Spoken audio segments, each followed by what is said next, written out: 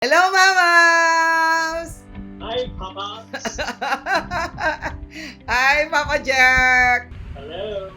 Okay, So, now mga Mamas and Papas, what we're going to discuss is the new norms. Ayan. What are the new normal nowadays, especially as the spread of COVID-19 seems to be increasing, especially in our country. Ayan. it's the year, it's the year of the COVID. So, Yes. 2020 is the year of COVID. Yes. So mga mamas So, and papas, we will be talking about new norms and how we can adjust living with it. Okay, so don't go away.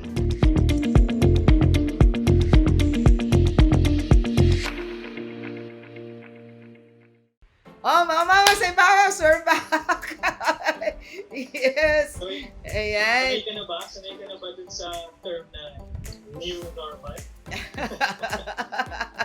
It's easier to adjust in the term new norm rather than leaving it. Ayan. Kasi yung normal dati is actually abnormal na ngayon. Correct. Yes. Gets Oo. mo ba? And sometimes the normal before is prohibited now. So, kung Hindi abnormal ba? ka dati, normal ka na ngayon, ibig sabihin. Correct. Ayan. Kaya pala, Ayan. nakakita ko, Oo. normal na pala ako ngayon. Oo. Kaya nga mga normal na tayo. Now, mga mamas and papaps, we have been discussing almost recently of all videos of facial value in regards to our emotions, how we deal with it, and because of course this is part of our lives now, and that is why we will be discussing the new norm now. And we do have other videos about different things that we can do during COVID. Ayan. COVID era. Ayan. So please do watch that. There we have a full playlist of Dami na yan, things. Yeah, Ingrid, ha? Nakakailan na ba tayo? Marami na rin.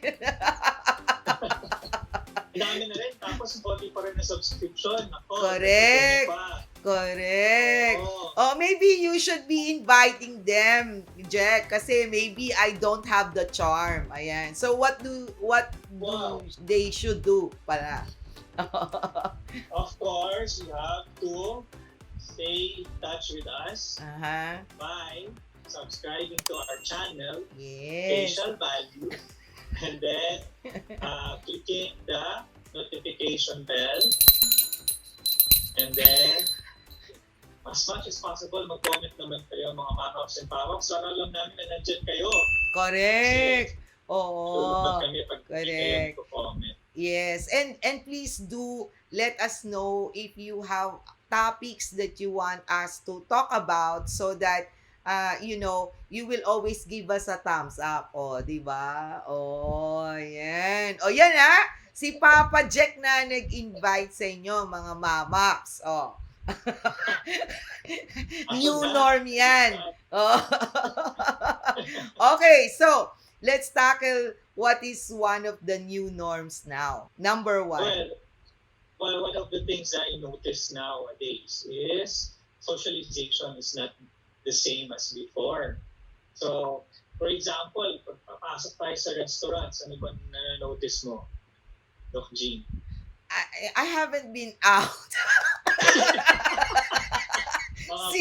since lockdown. Diyos ko, mga mamas and papas, I haven't been out of my house since lockdown. My gosh. Well, based on what I experienced, pag lalabas ka, kung magda-dine-in ka, meron naman na dine-in.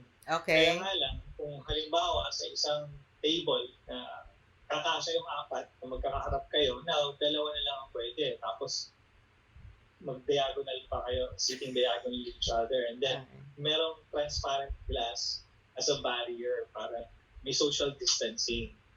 And of course, before pumasok doon, i-take mo yung temperature and then you have to write down your name and your contact number and address for contact tracing, which is kind of crazy, right? Yeah. Wala nang privacy. Yung privacy, oo nga. Di Papagalitin ba? ka talaga ng waitress. Kung halimbawa magkatapat kayo, Ah, papalipatin ka talaga niya. yes. I think that that's one of the things that are so difficult for us when it affected our way of socializing. Kasi human beings are social beings, di ba? I mean, even the Hmm. way we video our episodes, di ba? It's so sad na we have to do it over the internet or through Zoom just to be able to have a discussion because it's much safer for everyone. I mean, especially for the both of us, especially for me. Kasi compromised patient ako, mga mamas and papas. So, talagang yan Ah, yung nakakamiss when it comes to socializing. So, Papa Jack, what do you advise so that they don't miss too much the socializing part? what do I advise? I mean, socialization with friends, normally, you can do through Zoom nga. So there's what we call the inuman. Di ba? Okay. E, electronic That's new. inuman. Okay. Mga fraternities ko nung college.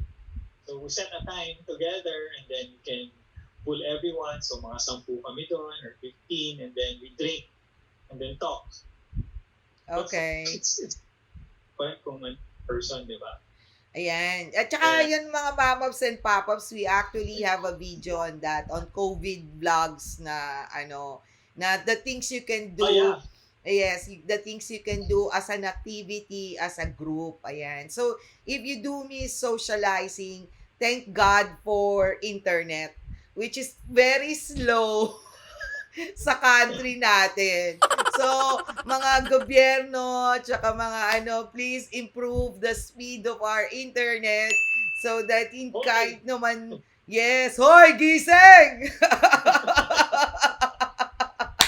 Para naman sa ganon, we will not feel naman so alone and we'll be able to really keep in touch with our friends and family even through applications via internet. Ayan. So, ang second naman na new norm is, of course, we ended up talaga as often as possible, wash hands, the social distance, and the face mask. Kasi Oo noon, nga eh. oo, kasi nga noon, di ba, we don't wear face mask, we hardly wash our hands, and as much as possible, we want to be closer to each other. Now, hindi na yan ang norm, di ba? May Mapipinalize ka advantage yun, na. no? Ha? May advantage yun actually, yung mga naka-face mask ngayon. Lalo Bakit? na kung di ba? Tulad ko na hindi naman kagwapuhan, di ba? Pag naka-face mask, di ba? Parang kala mo, ano ba sa gwapo ba ito? Hindi. So Yeah. may kind of mystery.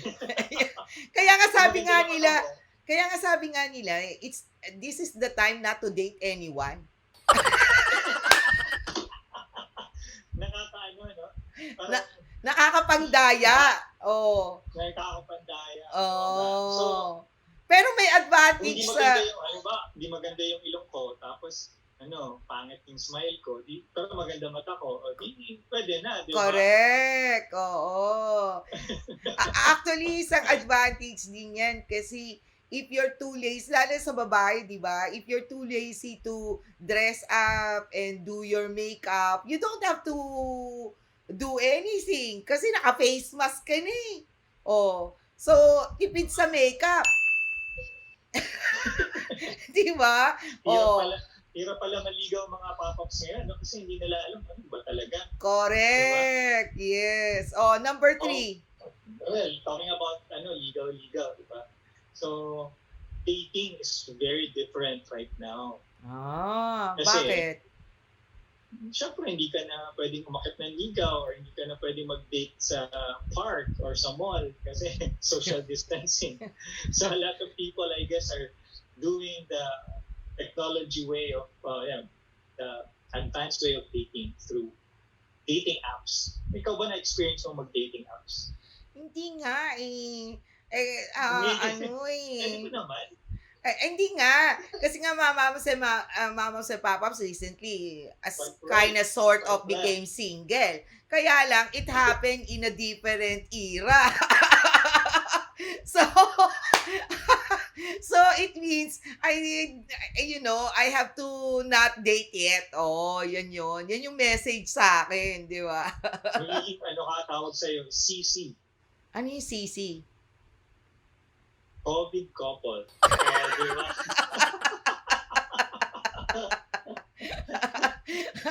Ang dami ng terminologies ngayon.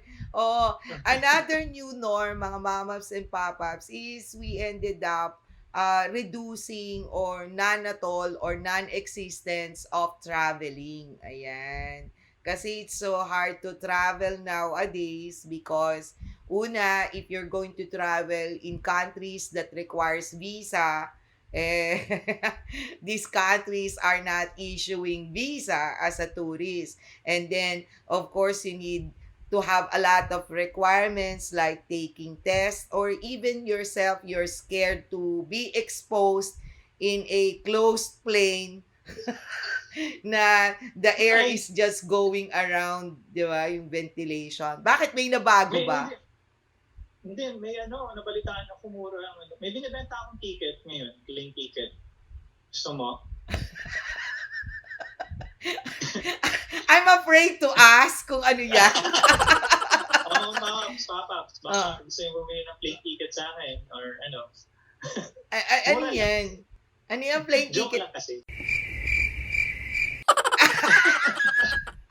Okay. Okay. So, Pero alam ayan. ko marami kang miles eh. Oh, yon. Nakakalungkot lang because it's very hard to already travel from one place to another. Kasi nare-require ka pang mag-quarantine, especially if you came from countries that have high numbers of COVID-19, 'di ba? So, you will be required 14 days. Paano kung 2 weeks lang talaga? Imagine mo, once you landed on the country, you end up staying in a hotel, di ba, for 14 days? Oh my gosh. Tapos ikaw pa magbabayad doon. Paano pag napunta ka sa Raffles, di ba? Correct. Tapos pagbalik mo, quarantine ka ulit. So, yon. Oh, yon. Oh, next, ano pa new norm? Jack, kasi ikaw yung medyo lumalabas. Hindi lang sa paglabas eh. Actually, kahit yung working from home is the new normal nowadays. Right? So, like, punta ka sa, bumili ako ng webcam. Okay. Out of stock ang webcam.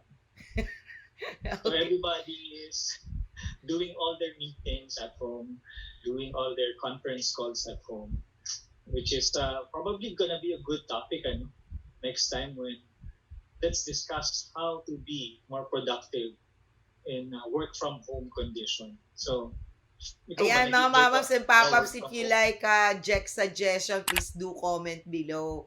If you like us to deal with something like that in the topic. Ayan. Another new norm is our mode of transportation. Kasi nga, di ba, majority of mga mamas and papas for foreigners who are watching our videos, Philippines is known for this jeepney saraw thing that is now discarded for the meantime because of course we need to have transportation that will allow the passengers to be distance or socially distancing themselves from one to another. Tapos, majority of them already use bicycles for them to from home to work. Ayan. So, I guess yung advantage ng bicycle, nagiging physically fit ka, di ba? Pero parang kang bumabalik ng 1950s or 1960s or yung style ba ng katulad sa Netherlands, so yan, sa Vietnam, yan, mga bicycles. Oo nga, correct. At saka ang ganda kasi ng view nila. Ha? Pag nag-bike ka dito from Makati to BGC, amoy ano ka na. Pero fit ka naman, okay lang. Kaya lang, magdala ka rin ng deodorant. Oh, and you need to change, I think. Kasi nga, very humid ang Philippines eh. But, I guess I know, it's good for the health. Rather than walking that far. Kasi hindi ba nung dati, nung kakabukas lang natin, talagang people are walking long distances just to reach their place of work. Ayan. So, anong mga additional solution mo, Jack, so that people can adapt to the new norm? Well, I think we have no choice actually, because this is something that we have to fit in and adapt. Kasi unless that we won't, we have the danger of spreading the virus, maging contributor tayo dun. So I think as much as we can adapt, the sooner the better. Kasi life has to go on, right? Hindi naman tayo pwede mag-stop mag-vlog kung hindi tayo mag-zoom, di ba? Correct. So, the sooner the people can adapt to it, and actually minsan mas okay pa nga eh. Some people enjoy working from home, some people, I enjoy being at home because I knew from then how to cook. So natutunan akong magluto. Tapos I can have more time for myself, more exercise. Yun. So just try to do the best that you can and be more productive in times like this. So, ikaw naman. Ako, ang mapapayo ko sa inyo, with all this new norm na it seems like it talagang totally shook us to the core, parang sa akin may suggestion is, you just count your blessings. Very effective sa akin yun eh. Especially in worst case scenarios. Yung mga ganon. Like, just by the ability of you being able to move on your own is already a blessing, mga mamaps and papaps. Marami, di ba, yung mga, imagine mo yung mga tao na they need assistance just to go to the toilet or to take a shower, or yung mga naka-ventilator ngayon, di ba? Yung the ability to spend time with your family. Like, for example, di ba, Papa Jack, di ba si Bitoy, si Michael V, di ba? Very popular actor. Yes, positive siya, and I've watched his vlogs in the journey of his COVID-19.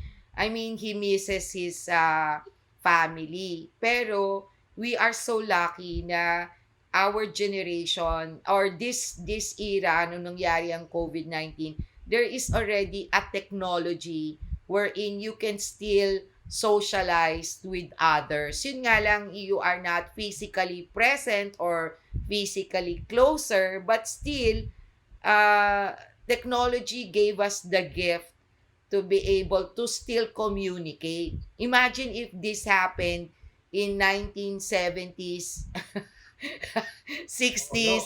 Di ang yaman ng PLDT sa overseas call or long distance, di ba? Imagine. Hindi tayo magkikita-kita. Correct. Imaginein mo yon. It will really make us fully crazy. So, yun. I think we should just count our blessing. Every little thing that we are able to do at this time. And like, for example, having your own place, your own home to stay, you being safe, yung mga ganyan ba? And sometimes we take those things for granted. And we ended up complaining so much. So, to counteract that, you just count your blessings. Yan yun sa akin. Ayan. So, mga mamams and papaps, if you do like our video, please give us a thumbs up. Do write a comment below if you have any suggestion on how to cope with the new norm. If you have a better concept than Jack and I. And of course, continue to share our video. Request your friends and family to do subscribe with facial value and hit that notification bell so that you will be informed every time we upload a video. Ayan mga mamas and papas, please be safe and God bless. Kasi, Yes, God bless. bye-bye!